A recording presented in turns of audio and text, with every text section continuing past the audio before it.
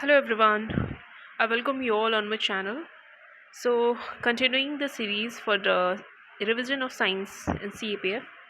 So, आज हम करने जा रहे हैं चैप्टर 2 नंबर जो कि है क्लास 10th एनसीईआरटी का। अब इसमें हम बहुत ही थोड़ा सा ब्रीफली और ताकि हमारी वीडियो जो हो शॉर्ट हो और उस शॉर्ट पीरियड ऑफ टाइम में हम बहुत ही इफ़ेक्टिव एंड प्रोडक्टिव चीज़ें पढ़ पाएँ, ठीक है। तो बहुत ही जो एग्ज़ाम पॉइंट ऑफ व्यू से हमारी इंपॉर्टेंट चीज़ें हैं सिर्फ हम इस पर हाईलाइट करेंगे, ठीक है। So let's start. अब चलिए देखते हैं इसमें क्या इंपॉर्टेंट है। Acid, base and salt. तो एसिड हमें पता है जनरली क्या सोर इन टेस्ट होंगे, है ना। एसिड क्या होंगे, सोर इन टेस्ट। वाइल अगर हम बेस की बात करें तो एक तो स्लीपरी इन टच होते हैं, ठीक है। अब एक हमारा ये इंपॉर्टेंट है, डू यू नो। मैंने बोला है कि जब भी हमारे एग्जाम पॉइंट ऑफ व्यू से ना ये हमारे जो भी डब्बे होते हैं ना बहुत इंपॉर्टेंट होते हैं। इनसे क्वेश्चंस लाइक फॉर्म होते ही होते हैं। अच्छा, इसमें इंपॉर्टेंट हमारे लिए क्या है कि जो लिटमस सॉल्यूशन है, पहले तो ये क्या है, पर्पल डाई है, इस पर भी क्वेश्चन फॉर्म होता है, ठीक है। अच्छा अच्छा, ये लाइकिन जो है, ठीक है, एक्सट्रैक्टेड फ्रॉम लाइकिन, इस पर भी फॉर्म होता है। और ये जो लाइकिन प्लांट है वो किस डिवीजन है, किस उससे फैमिली से वो बिलोंग करता है, दैट इज़ ऑफ थैलोफाइटा, ठीक है। अब यहाँ से तीन चीज़ें हमने कर ली कि litmus is a purple dye, extracted from lichen जो कि एक प्लांट है, और वो किससे बिलोंग करता है, थैलोफाइटा से। नेक्स्ट आते हैं कि व्हेन, अब लिटमस का क्या है, जब लिटमस ना व्हेन लिटमस क्या करता है, अब लिटमस दो तरह का टेस्ट देता है, ठीक है। क्या कहता है ये, अगर रेड लिटमस है, ठीक है, और ये ब्लू लिटमस है। अगर ये ब्लू लिटमस रेड हो जाता है, if it turns red, red कैसे होगा, अगर इस पर कोई एसिड वगैरह आप डाल रहे हो, अगर ये रेड हो गया, दैट इज जो चीज़ आपने इस पर डाली है वो क्या है, एसिड है। और अगर ये ब्लू हो गया, दैट मीन्स जिस सॉल्यूशन को आपने डाला है रेड लिटमस पे वो क्या है, आपका बेसिक इन नेचर। क्लियर। और अगर रेड का रेड ही रह जाता है या ब्लू लिटमस आपका ब्लू का ब्लू ही रह जाता है, दैट मीन्स या ना तो वो एसिड है ना तो वो बेस है, वो न्यूट्रल सॉल्यूशन है, ठीक है, न्यूट्रल सॉल्यूशन है। अब नेक्स्ट और चीज़ देख लेते हैं, इस पर भी हमारे क्वेश्चन फॉर्म होते हैं। क्या है, हमारे नेचुरल इंडिकेटर्स उनको बोलते हैं, ठीक है। नेचुरल इंडिकेटर्स जैसे कि red cabbage leaves, turmeric, coloured petal of some flowers such as hydrangea, petunia और जेरेनियम, ठीक है। ये इनको आप याद रखना, इनको हम नेचुरल इंडिकेटर बोलते हैं। अब जो हमारी टर्मरिक है, टर्मरिक देखा है ना कि जब हम कपड़े धुलते हैं तो क्या होता है, टर्मरिक पे जैसे ही हम सोप लगाते हैं वो कैसी हो जाती है, ऑब्वियसली रेड कलर की। इसका मतलब ये है ना कि टर्मरिक विद बेस कैसा कलर देती है, चेंज हो जाके रेड, येलो से रेड हो जा रही है। तो ये क्या बताता है कि वो इंडिकेटर है, वो ये बता रहा है कि ये जो हमारा सॉल्यूशन है जो भी हमने इसमें ऐड करा है वो क्या है, बेसिक इन नेचर है। नेक्स्ट आते हैं, ठीक है। नेक्स्ट अभी यहाँ पे ऐसा कुछ नॉट सो इम्पॉर्टेंट, ठीक है। एक यहाँ पे ओल्फैक्टरी इंडिकेटर्स होते हैं, लेट्स मी सी। सब ये देखो, ओल्फैक्टरी जनरली ना ये स्मेल से काम करते हैं, ठीक है। स्मेल, आप स्मेल करके भी चीज़ों को बता सकते हो कि वो कैसा है। तो इसमें ओल्फैक्टरी इंडिकेटर्स हमारे क्या है, एक तो वनीला, अनियन एंड क्लव, ठीक है। अब इस पर ना यूपीएससी क्या कर सकता है ना, फॉर्म कर लेगा कि जैसे तीन चीज़ें दे दी उसने, एक चौथी कोई चीज़ अलग डाल दी, मान लो उसने लाइके ने डाल दिया, ठीक है। अब अगर उसने पूछ लिया कि in which of the following of this is not an olfactory indicator, तो अगर आपको ओल्फैक्टरी इंडिकेटर्स पता होंगे तो आप लिख सकते हो दैट हाँ भाई vanilla, onion and clove, this all are olfactory indicators, ठीक है। नेक्स्ट, अच्छा ये चीज़ याद रखना ना, जो HNO3 है ना, ठीक है, ये H2 के साथ, मतलब ये ना कभी H2 गैस नहीं इवॉल्व होती है, H2 गैस इवॉल्व क्या नहीं होती। इसको रेड से लिख देती हूँ कि कभी भी जब आप कोई मेटल के साथ अगर रिएक्ट ऐसे करा रहे हो ना, तो H2 गैस इसके साथ जब भी नाइट्रिक एसिड के साथ होगा तब तो H2 गैस रिवॉल्व नहीं होगी। ठीक है, अब जैसे कि हम मान लो ZnSO4, Zn को कर ले रहे हैं सल्फ्यूरिक एसिड के साथ। ठीक है, तो क्या हो रहा है, ZnSO4 प्लस H2 इवॉल्व हो रही है। बट वही चीज़ अगर हम Zn को HCl के साथ कर दें ना, सॉरी HNO3 के साथ कर दें, तो H2 गैस नहीं इवॉल्व होगी, H2 गैस इवॉल्व नहीं होगी। ठीक है, नेक्स्ट मूव करते हैं। ये याद रखना है, acid plus metal give salt and hydrogen gas. वही चीज़ बात बोली हमने, मेटल एसिड सल्फ्यूरिक एसिड और क्या दिया हमारा, एक सॉल्ट ZnSO4 हमारा सॉल्ट हो गया और हाइड्रोजन गैस इवॉल्व हो गई। बट अब इसमें एक्सेप्शन क्या हो गया कि आप एसिड में अगर आप HNO3 कर देते हो, लाइक नाइट्रिक एसिड जब यूज़ करते हो, तो हाइड्रोजन गैस इवॉल्व नहीं होगी। क्लियर, चलो अब आगे बढ़ते हैं। ये भी इंपॉर्टेंट आप देख लो कि सोडियम हाइड्रोक्साइड, पहले ये क्या है, एक तो बेस है पर्टिकुलरली। ठीक है, और ये क्या हो गया, जिंक, इसके साथ रिएक्ट करवाना तो क्या बन रहा है, सोडियम जिंकोइड और हाइड्रोजन गैस भी इवॉल्व हो रही है। ठीक है, चलो नेक्स्ट चलते हैं। दैट मीन्स कि एसिड या बेस दोनों के साथ अगर मेटल को रिएक्ट करा रहे हो तो सॉल्ट और हाइड्रोजन गैस तो इवॉल्व होगी ही होगी। क्लियर, अच्छा बट अभी देखो ये आगे लिखा हुआ है that hydrogen gas is formed in the reaction, however such reaction are not possible with all metal. मतलब सारे मेटल के साथ ये उतना पॉसिबल नहीं है, ज़रूरी नहीं कि सबके साथ वो H2 गैस इवॉल्व हो ही। ठीक है, अब नेक्स्ट आप ये थोड़ा सा अपने से खुद से देख सकते हो कि ठीक है, सोडियम कार्बोनेट हो गया, HCl के साथ रिएक्ट करा लिया तो हमारा ये पहली बात तो सॉल्ट बन गया और H2O एंड CO2 चीज़ें बन गई। ठीक है, अच्छा ये ना इस पर PYQ भी एक है, not able to recall but हाँ है। ठीक है, ये क्या है कि जब on passing the carbon dioxide evolve with the lime water. ठीक है, तो ये क्या कर रहा था, पहली बात तो कार्बन डाइऑक्साइड जब होता है लाइम वाटर के थ्रू तो क्या होता है, इट टर्न्स मिल्की, और ये बार बार पूछा गया है। ठीक है, अच्छा लाइम वाटर को कार्बन डाइऑक्साइड से जब आप रिएक्ट करा रहे हो तो क्या हो रहा है, कैल्शियम कार्बोनेट और वाटर, और कैल्शियम कार्बोनेट के कैसे प्रेसिपिटेट होते हैं, प्रेसिपिटेट मैंने पहले भी बताया कि जब हम एक सॉल्यूट डालते हैं इन द सॉल्यूशन, अगर वो कम्प्लीटली डिजॉल्व नहीं होता है तो वो ऐसे पार्टिकल सेटल डाउन हो जाते हैं, उनको क्या बोलते हैं हम, प्रेसिपिटेट। ठीक है, नाउ मूविंग फर्दर। ठीक है, अब देखो यहाँ पे जो अगर ये सॉल्युबल इन वाटर है तो यहाँ पे प्रेसिपिटेट होगा क्या, नो क्योंकि वो कम्प्लीटली डिजॉल्व हो गया है on passing excess of carbon dioxide. अब वही चीज़ जब अब वहाँ पे इनसॉल्युबल चीज़ थी बट हमने फिर से उसमें कार्बन डाइऑक्साइड फ्लो करवा दी तो क्या हो गया, वो सॉल्व हो गया और CaSO3 का होल ट्वाइस बन गया। ठीक है, जैसे कि अब ये देखो लाइमस्टोन हो गया, चौक हो गया, मार्बल, ये क्या है कि सिर्फ वो फॉर्म होते हैं कैल्शियम कार्बोनेट से। ठीक है, and all metal carbonate and hydrogen carbonate react with acid to give a corresponding salt, carbon dioxide और वाटर। क्योंकि अब ये देखो CO3 है ना भाई, कार्बोनेट है, वहाँ से CO2 तो निकलना है। ठीक है, और उसमें क्या हो गया, आप एसिड है तो भाई H2O तो बनेगा ही बनेगा। ठीक है, तो ये चीज़ें आप ध्यान रख सकते हैं, और सॉल्ट तो बनना है। ठीक है, चलो अभी ये सारी चीज़ें उतनी हमारे लिए इम्पोर्टेंट नहीं है। हाँ ये क्या है, copper oxide in a beaker and it dilute HCl slowly while steering.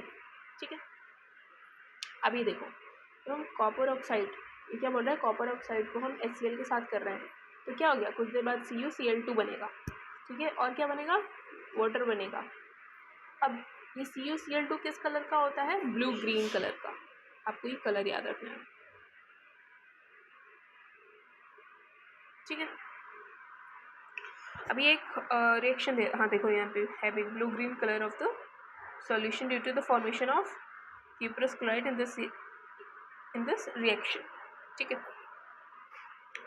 अब ये चीज़ देखो मेटल ऑक्साइड, ठीक है, जब भी एसिड के साथ रिएक्ट करता है तो क्या बनेगा, सॉल्ट और वाटर।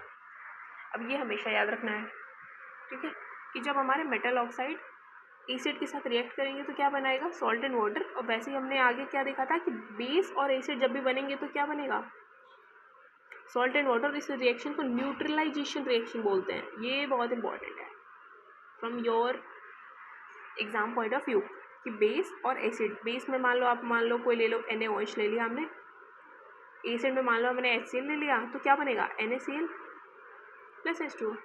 अरे हाँ आगे लिखा गया, ओके ठीक है, ये चीज़ें आप याद रखो। फिर और कुछ ज़्यादा ऐसा इसमें इम्पॉर्टेंट नहीं है।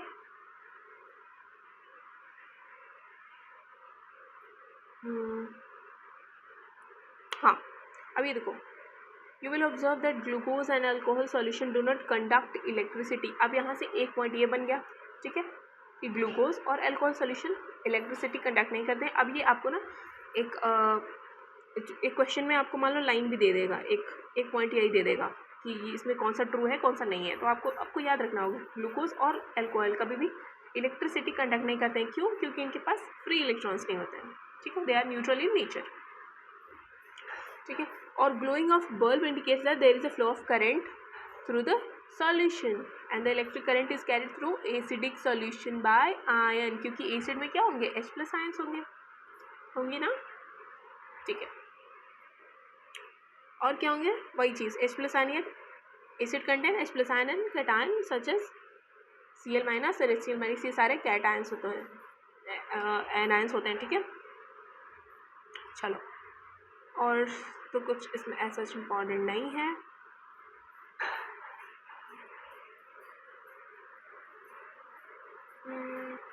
नॉट सो इम्पॉर्टेंट,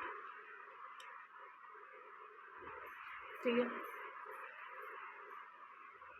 अच्छा, OH- किस में वो होता है, जनरली अल्कली में होते हैं। OH- किस में निकलते हैं, अल्कलीज में, ठीक है। देखो बेसिस जनरेट हाइड्रोक्साइड और एसिड क्या करेंगे, acid tell me in the comment section what they will generate, ठीक है, इन वाटर, जब वाटर के साथ रिएक्ट करवा रहे हैं तो, ठीक है। Bases which are soluble in water are called alkali, ठीक है। तो अब ये देखो, all bases are not alkali, ठीक है, but vice versa is true, मतलब इसका उल्टा क्या है, ट्रू है, that is all alkali are bases. देखो alkali is the base that is also in water, ठीक है।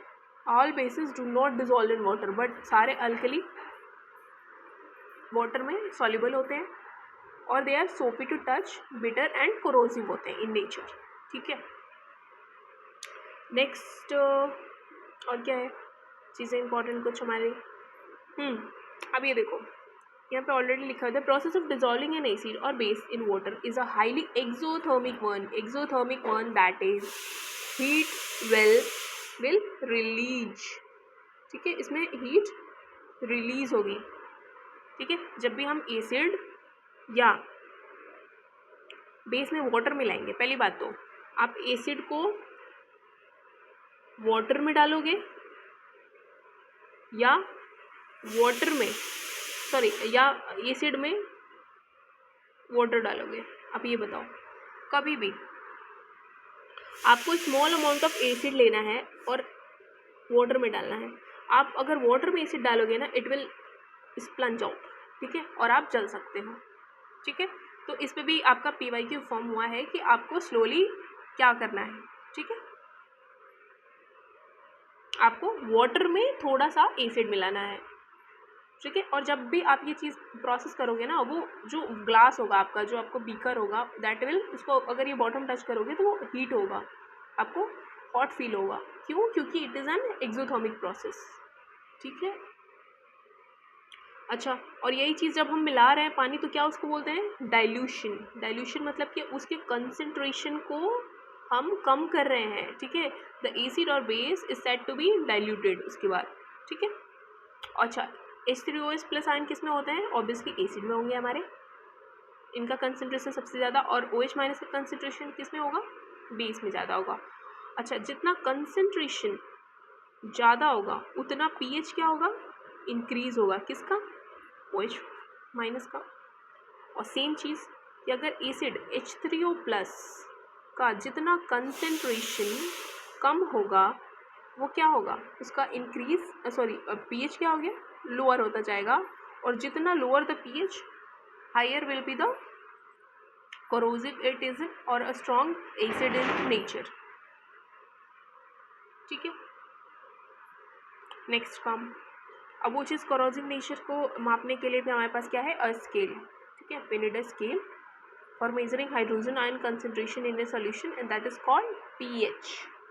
pH stands for potential inner German, ठीक है। अब ये रेंज क्या होती है इसकी? 0 to 14। अब जैसे 0 से आप 0 सबसे ज़्यादा एसिडिक होती है और 14 जैसे आप अल्कलाइन जाते हो, एक इसका रेंज होता है, ठीक है। ऐसे 0 and 14, ये है 7, that is your neutral point, जो कि है हमारा pH ऑफ वाटर, ठीक है। 7.8 पे हमारा ब्लड का भी आ जाता है, ठीक है। अब 0 इधर जैसे जैसे pH जाएगा ना, एसिडिटी बढ़ेगी, मतलब एसिडिक नेचर बढ़ेगा, हाईली वो एसिडिक होगा, और ये इधर से जहाँ जितने ज़्यादा जाएंगे वो हाईली बेसिक होगा, ठीक है। नहीं, acidic in nature, highly basic in nature, 7 neutral है हमारा। अगेन अब ये आपका बहुत इंपॉर्टेंट है, वेरी वेरी इंपॉर्टेंट। इससे आपका अरेंज करने के लिए भी आया है PYQ, एंड ऑब्वियसली आप पूछ भी लेता है कि इसमें से कौन सा है। तो ये देखो, आप गैस्ट्रिक जूस हो गया, इसका 1.2 है, ये आपको याद रखना है क्योंकि आपको अरेंज करने के लिए एक PYQ आया था। तो अगर आपको याद नहीं होगा तो you will obviously get confuse there. तो उसका सबसे ज़्यादा क्या है हमारा? गैस्ट्रिक जूस HCl, जो कि हमारे स्टमक में होता है, उसका ज़्यादा pH कितना होता है? 1 होता है।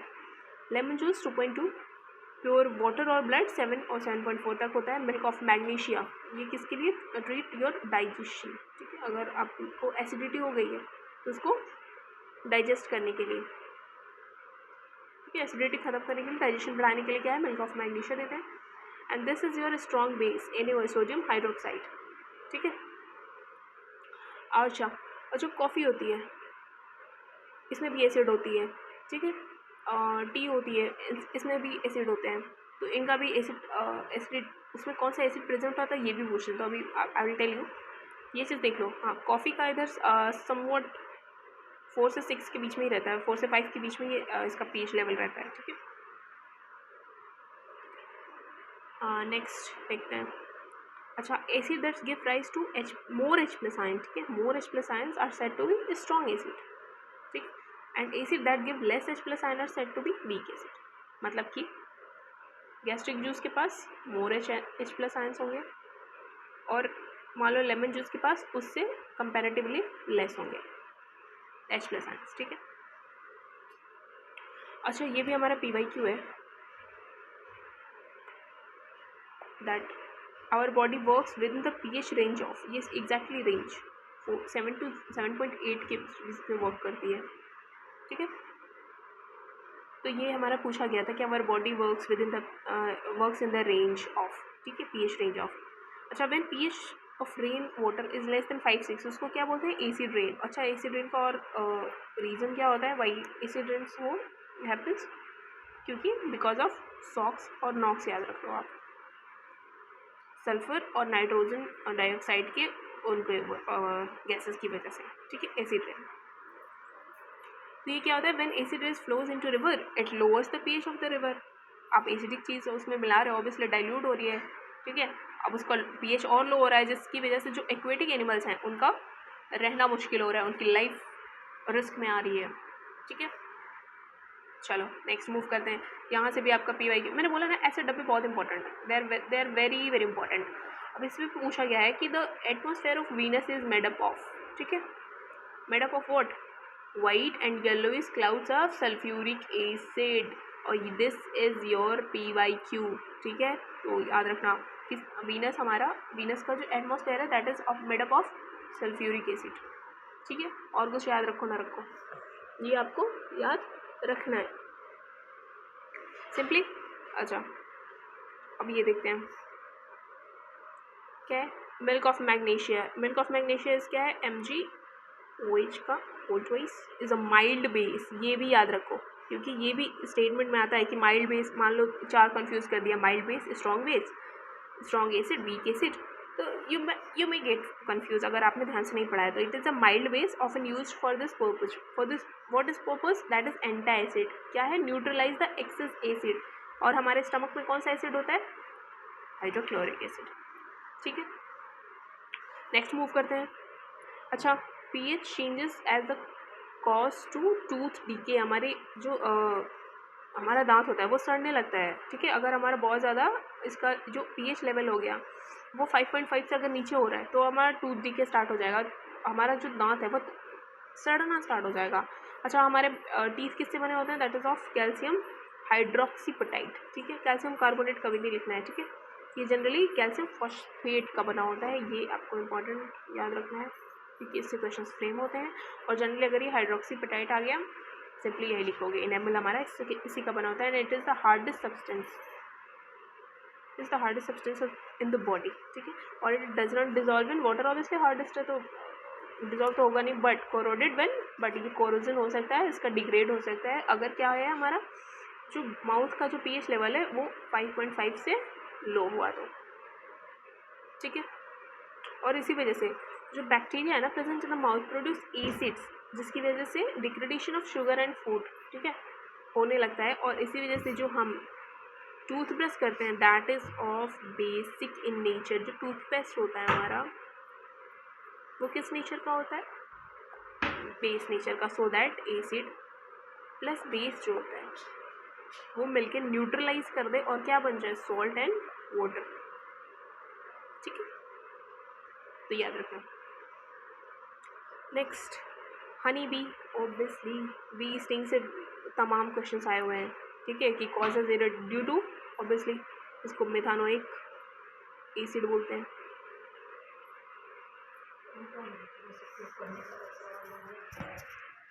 ठीक है, इसको मेथानोइक एसिड बोलते हैं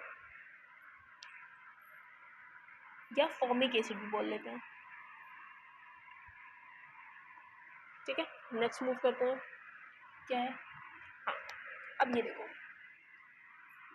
जो नेटल है it is a herbaceous plant which grows in wild. ठीक है, अच्छा इसमें